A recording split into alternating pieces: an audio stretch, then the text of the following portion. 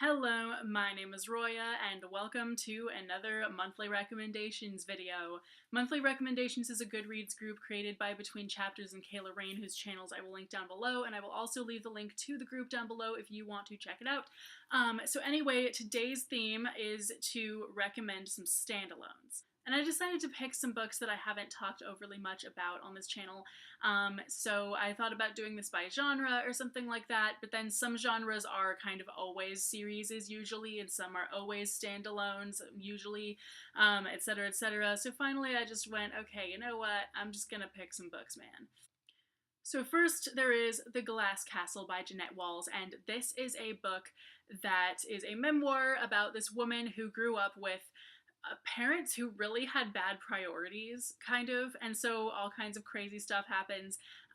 Like, for instance, the mother would still, like, eat chocolate while the kids were starving, and pretty much, like, setback by setback happens and whatnot, and then the parents decide to sort of, when the kids move out, the parents follow them to New York City and just, like, become homeless and all of this stuff. Like, that's not a spoiler, that's given away right at the beginning even.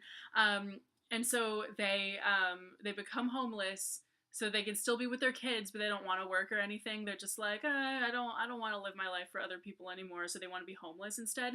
It's like really, really weird. Like, it's a memoir of an upbringing that's probably very, very different from, like, anyone else's practically. Yeah, this book, I've read it like 3 times. It's not that long and it's so hard to put down. It's really, really good. Next, we have Moonraker's Bride by Madeline Brent, and this is a book that I was recommended by my friend Haley way back in college when we first started college, and I have not reread this book since then, so I'm fuzzy on a little bit of the details. I should really reread this book sometime soon because I really, really want to. Basically, this is a historical fiction about an orphan from England but raised in China, and so she's like basically Chinese practically, only she's not, and she gets adopted by an English family who wants a child who can translate a text that'll tell them where a treasure is. And so all these other people are after it too, and not very long either, and it's really good the whole way through. Next is another historical fiction book, and that is Pillars of the Earth by Ken Follett. And this is a book about some crazy, crazy stuff during the Middle Ages. This is technically, it technically has a sequel, but it's like a companion novel that takes place like 200 years later.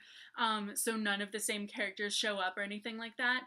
And this is very much just historical fiction, like there's nothing else in it, but it still feels really fantasy-esque just because there's so many people in it and so much bad stuff happens to them, and it's like, it's probably historical fiction at its most action-packed and most over the top. Like, it's really crazy just the whole way through. The bad guys are just like, I love to hate them, basically. And there are some really, really awesome protagonists in this who just go through so much shit. And so honestly, like, this is a big book though. It's like 1,000 pages, but it's so good. There's no slow, annoying stuff or anything. Finally, I had to add a standalone fantasy to the mix because there really are not that many of those, but this is Crown Duel by Sherwood Smith, and this is a book about a girl who is basically trying to get her kingdom back and trying to avenge her mother, and this apparently takes place like a few hundred years after or before the Inda series. I think it's after.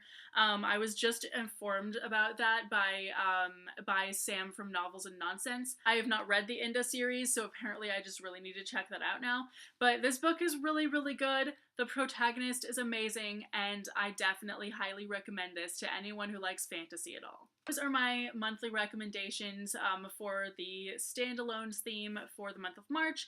So let me know if you've read any of those and what your thoughts are, and also tell me down below what your favorite standalone is. So I hope you enjoyed this video. Thank you so much for watching, and I will see you soon with a new video. Bye!